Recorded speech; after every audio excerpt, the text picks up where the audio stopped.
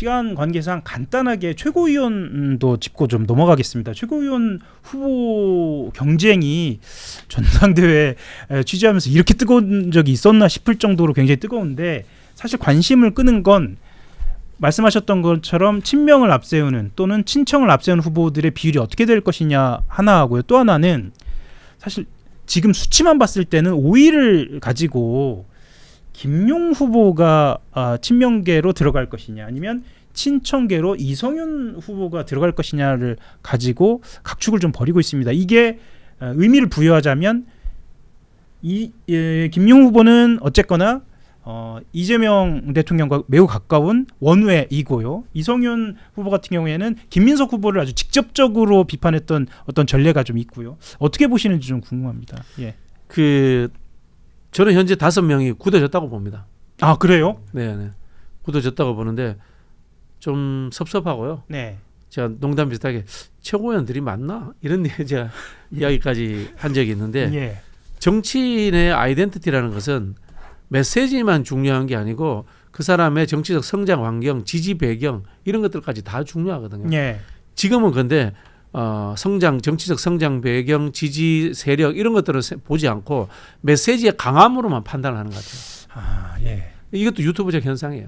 예. 유튜브적 현상인데 쉽게 말하면 이겁니다. 최고위원이 되는 사람은 나는 이 사람 왜 최고위원이 돼야 돼? 명분이 있어야 되거든. 예. 근데 지금 선택되는 사람은 메시지가 거칠고 잘 싸워. 당내 추정도 세게 해. 이러니까 지금 최고위원 순위에 1, 2등 가는 거야. 그래서 인지도도 높아지고. 그렇죠. 근데 예. 이렇게 하면 안 돼요. 예. 최고위원이 될 만한 명분이 있어야 된다는 이야기는 예. 이런 거예요. 나는 지역 기반이 영남 기반으로서 그 사람들을 대변할 거야.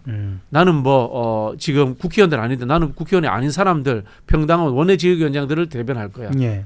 라거나 또는 나는 오랜 정치 경륜을 가지고 다양한 사람들을 조정할 수 있는 경험치 그리고 국민 당원들에게 검증되어서라든가 예. 이런 사람들이 돼야지 이게 최고위원회인 거예요. 예. 지금 제가 봤을 때는 최고 그냥 유명한 사람들 예. 이 이제 되는 구조가 되고 있단 말이에요. 예. 혹시 근본적인 좀 비판을 좀 하고 싶어요. 제가 너무 흥미 위주로 질문하는 것도 죄송하긴 한데 5명을 확정을 하셨다고 하면 지금 여론조사 앞서가는 지금 사람들이 뒤집어지지 않을 것 같아요. 그렇게 판단하고 계시는군요. 네. 좋습니다. 뭐 이성윤 후보 같은 경우에는 전북 기반이기 때문에 호남에서 좀 표가 나오면 뒤집을 수 있겠다라고 정청래 캠프뿐만 아니라 이성윤 후보 쪽에서도 그렇게 이야기는 하고 있는 것 같습니다만 어떻게 보시나요? 최고위원 이야기 좀 하고 넘어가죠. 예. 간단히 저도 보기엔 고향 출신도 있고 여러 가지 이제 맥락들이 있는데 일단 지금 최고위원 투표 방식이 2명한테 하는 거잖아요. 맞습니다. 예. 지금 이게 드러난 거 보면 어쨌든 정청래 후보를 지지하는 분들은 최민희 한민수 후보한테 표를 좀 몰아준 게 아닐까라는 생각이 들긴 하고요. 보면 예. 거기서 약간 이성윤 후보의 표 결집도가 좀 떨어지지 않았을까 그런 거고 이제 김용 후보 같은 경우 어쨌든 김민석 쪽 후보로 본인의 의지와 상관없이 분류가 되면서 그렇죠. 표가 몰린 게 있는 건데 결국 앞으로 이제 호남이랑 수도권인 것 같아요. 그러니까 흔히 얘기하듯이 이성윤 후보는 지금 호남 쪽에서 강할 것이라는 거고 김용 후보는 어쨌든 경기권에서 그렇죠. 그동안의 조직력이 있었던 거잖아요. 그리고 실제로 지난 그 지방선거 때 다수의 의원들 후원에 맞지 않았나요? 그 지방 후보들, 그렇죠. 후원회 회장을 했었고 이제 거기서 있을 거고 그다음 이제 권리당원 표심에서는 두 분을 그렇게 판단하겠죠. 김용 후보 같은 경우에는 검찰의 피해자. 예. 그리고 이성윤 후보는 검찰 개혁을 주장해온 검사 출신의 검찰 개혁을 주장해온 분. 여기서 이제 판단할 것 같은데 지금 저는 5, 6위는 어떻게 될지 잘 모르겠어요. 이게 호남을 좀 지나면 약간 가닥이 나오지 않을까. 예. 좋습니다. 내일 서미화 후보 인터뷰 예정돼 있습니다. 상승세로 봤을 때는 특히나 호남 지역 여론조사를 보니까 2위까지 치고 올라간 상황입니다.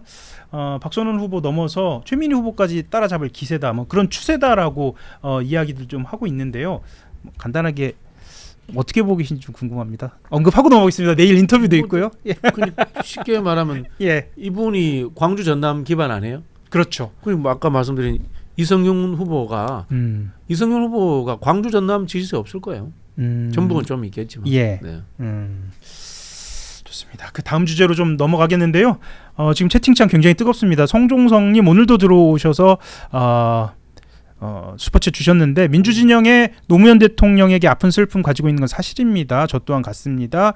그런데 정청래 후보는 조국을 비롯한 친문 세력에 매몰되어 있는 듯합니다라고 의견을 주셨습니다. 들어와 주셔서 감사하고요. 채팅창에 여러 의견들 남아주시고요. 그리고 좋아요 눌러주시면 더 많은 분들 함께 해주실 겁니다.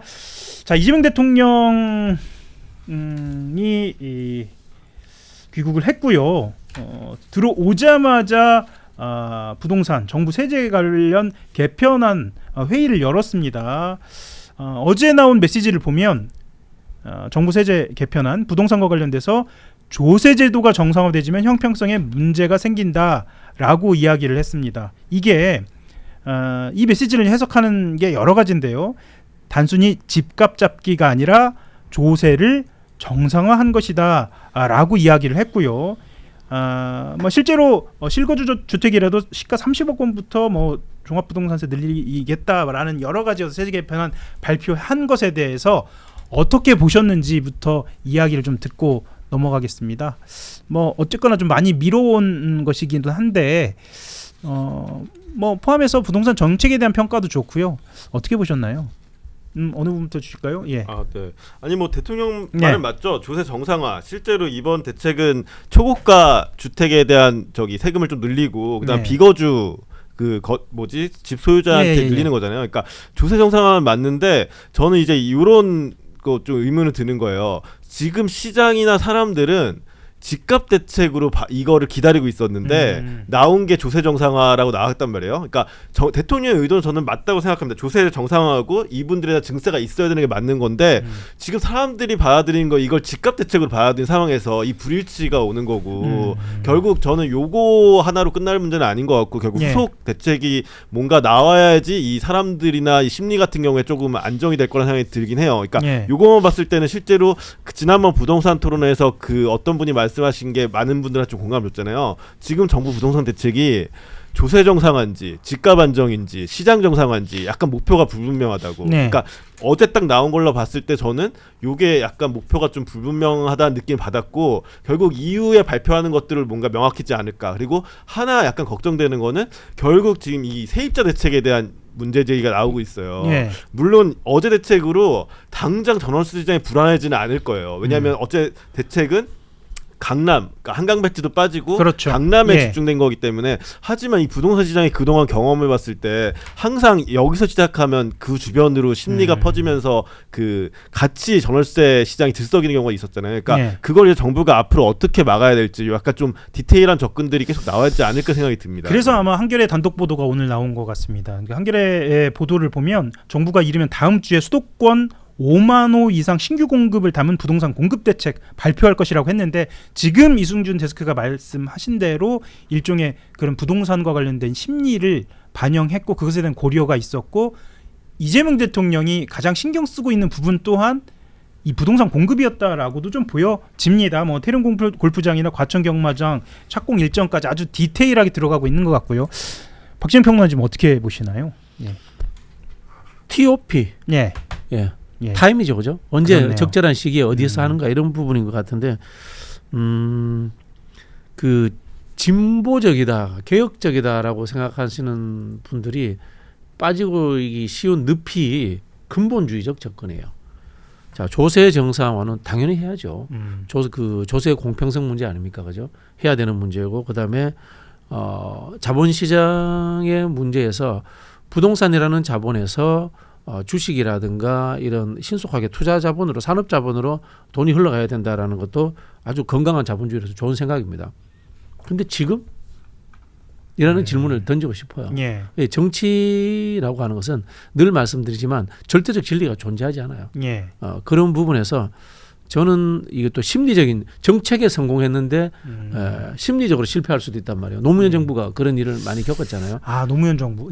그래서 저는 지금 세금 문제를 종합적으로 건드릴 시기인가?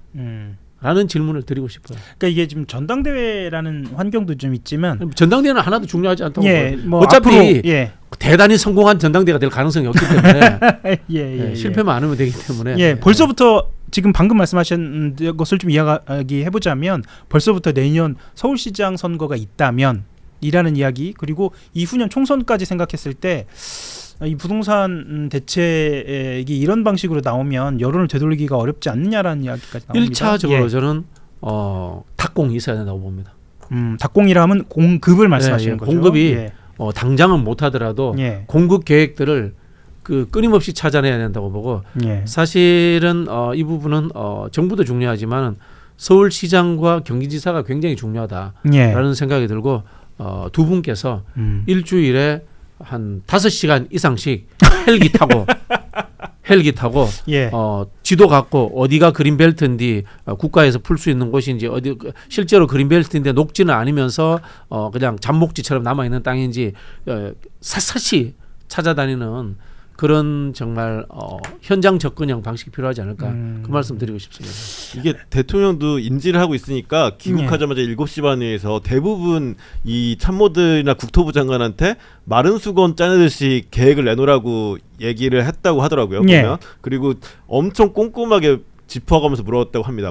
저 어디가 되는지 어디가 안 되는지. 그러니까 대통령도 지금 알고 있는 거예요. 이 대책으로 지금 서울 부동산 시장이 지금 들썩이는 걸 잡기 어렵다고 보고 내놓으려고 하는 건데 결국 이제 앞으로 이게 속도나 아니면 이제 심리를 어떻게 안정시키냐가 되게 중요하고, 아까 시기 말씀하셨지만 저는 이번에 세제 개편 같은 경우에는 자꾸 숙제를 빨리 해야 돼서 하는 느낌이 드는 거예요. 그러니까 예. 시장이나 지금 원하는 거는 집값 안정을 원하는데 그 기존에 발표해 놓은 게 있다 보니까 지금 이거 하고 그다음 집값 안정 그 다음에 하겠다는 약간 요런 느낌이 드는데, 결국 앞으로 정책이 계속 잘 나와야지. 안 그러면 지금 이제 보수 언론들 같은 경우는 이미 지금 오늘자부터 시작해서 엄청 이 대책에 대해서 공격하고 있거든요. 매우 비판적이죠. 네, 매우 비판적이죠. 예. 그렇다면 요것들을 안정시키기 위해서는 이 후속 말 그대로 공급이나 후속 대책들이 빨리 나와야 되는 상황이 아닐까 저는 생각이 들긴 합니다. 네. 제가 좀 감히 아이디어를 내자면 조세 이야기는 뒤로 쑥 빼고 수도권에서의 공급, 그 다음에 지금 3대 메가 프로젝트의 속도에 더해서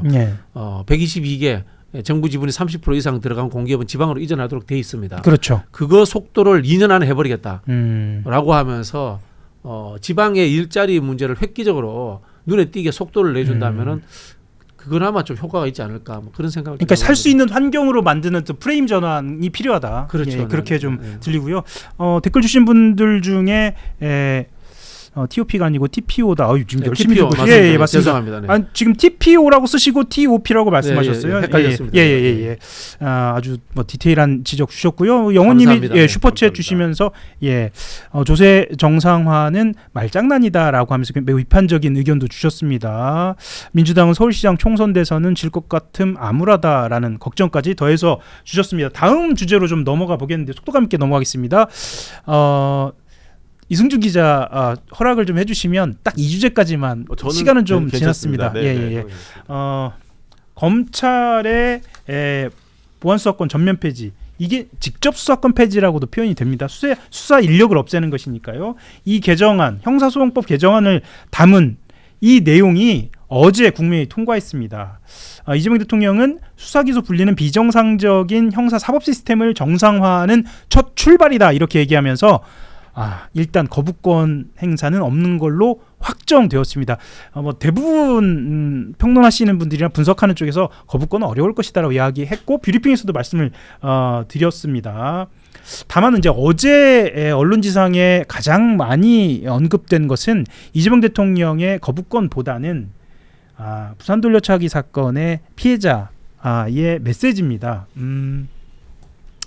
이렇게 얘기를 합니다. 범죄 피해자들은 정말 지옥에 있는데 남일처럼 편하게 얘기하시는 것 아니냐, 뭐 이렇게 얘기하면서 어제 국회에서 열린 긴급 간담회에 참석해서 나쁜 정치는 자신들이 유리할 때만 피해자를 수단으로 이용하는 것 같다라고 이야기를 했습니다. 분위기를 보면 여전히 피해자들은 불안이 가시지 않은 것 같다라고 이야기하고요. 국민의힘에서는 매우 강도 높은 메시지를 내고 있는데 어떻게 보시나요? 이 형사소송법 통과 과정 그리고 지금 상황 신났죠. 저는 국민의힘 대다수 정치인들이 정치할 기본 인성과 자질을 못 갖고 있는 분들이라고 생각해요. 정치라는 것이 이른바 수호지심, 측은지심, 약자들을 가요히 여기는 마음이 존재해야 되는 분인데 이분들은 자신들이 엘리트로서의 잘남이 정치의 출발점이 되잖아요. 우리 정치라는 것이 지배와 피지배가 균형감을 맞추는 거거든요. 그 심리적 욕구가 인간의 마음 속에 두 가지 욕구가 같이 있대요. 지배욕과 피지배욕이. 그 이른바 이제 뭐 세조매저이스트적 인간형이다 이런 이야기까지 하는데 이 사람들은 세디스적 이런 부분밖에 존재하지 않는 사람이에요. 국민의힘이 지금 하고 있는 어떤 강도 높은 비판에 대한 말씀이신 그렇죠. 거죠? 내가 잘났기 때문에 민주당이 하는 것을 비판하는 것이지 사회적 약자들을 배려하고 지키기 위해서 민주당과 싸우는 것이야 또는 새로운 입법안을 내야 되겠다 이런 게 아닌 것 같아요. 특히 그 돌려차기 관련해서 이 사람들 막 농담도 하고 막 장난도 치잖아요. 이런 거 보면서 저 다 위선이구나. 저 사람들이 이야기하는 거는 그런 생각이 들었어요. 그러니까 제가 말씀 주셔서 제가 간단하게 좀 전달을 해드리면 어제 이제 그 간담회에서 국민의힘 소속 서범수 진종호 의원이 이런 이야기를 했습니다. 그러니까 서범수 의원이 이 검찰 보안수사권 폐지 반대 토론회 시작 전에 진종호 의원 향해서 진종호 의원님 돌려차기 한번 하시죠? 이렇게 얘기를 한 거예요. 그러니까 이제 진종호 의원이 저는 발보다 손을 잘합니다. 이렇게 얘기한 겁니다. 사실 저는 더 충격적인 게 뭐냐면 이게 피해자가 있는 자리에서 한 거예요. 이게 이른바 하는 2차 피해, 2차 가해자하고 이거 국회 윤리위원회 제속감이에요. 그렇네요. 제가 봤을 때 충분히 가능할 것 같습니다. 이거 윤리위원회 제속감. 과거 이거 취재 사례도 보면 제소해 주셔야 돼요, 진짜. 제소해 주셔야 되고 2차 가해고. 그러니까 제가 말씀드린 것처럼 이 사람들은 그냥 위선이에요, 위선. 누군가를 측인이 여기는 마음으로서 정치를 하는 것이 아니고 내 잘남을 자랑하기 위해서 정치하는 사람들이에요. 그냥. 정치에서는 안 되는 인성의 소유자들이 기본. 어떻게 보셨나요? 이거 보안수사권 폐지 반대 주장 자체나 논리가 없는 게 너무 드러난 거잖아요. 이런 농담을 한다는 것 자체가 이분들이 무슨 피해자를 위해서 이거를 비판한다거나 반대했다는 게 아니라 그냥 뭐 여당이나 여기 정책에 대해서 반대를 했다는 걸 보여주는 게 너무 그 단전적인 사례고 말씀하신 것처럼 정말 뭐 윤리 제소든 이분들이 사과를 하긴 했으나 뭐 어제 사과 입장을 냈죠. 근데 이 사과로는 뭐 해결되는 문제는 아닌 것 같아요. 이게. 오늘 한 10분 정도 더 길게 함께해 주신 정치데스크 감사합니다. 다음에도 또 뵙겠습니다. 종종 뵙겠습니다. 감사합니다. 이승준 데스크 감사합니다. 제가 조금 더 보충해서 설명을 해드리면 저는 이 피해자분 이 부산 돌려차기 사건의 피해자라고 언론이 명명하는데 이분은 사과를 하겠다라고 하는 이 두 의원을 향해서 이렇게 이야기를 했습니다. 볼 필요도 없다. 만날 필요도 없고 사과받을 생각도 없다. 자, 꼭 범죄 피해가 가볍지 않음을 느끼셨길 바란다. 지금 중요한 건 범죄 피해자들이 지옥 속에 살고 있고 국민들이 지옥 속에 살게 됐다. 그 쟁점에 집중해주기 바란다라고 이야기했습니다. 뭐 이렇게까지 이 피해자의 메시지를 전하는 건 좀 국민의힘이 그만큼 큰 실수를 했고 아까 말씀하셨던 것처럼 이건 윤리위에 가도 충분한 그런 이슈인 것 같습니다.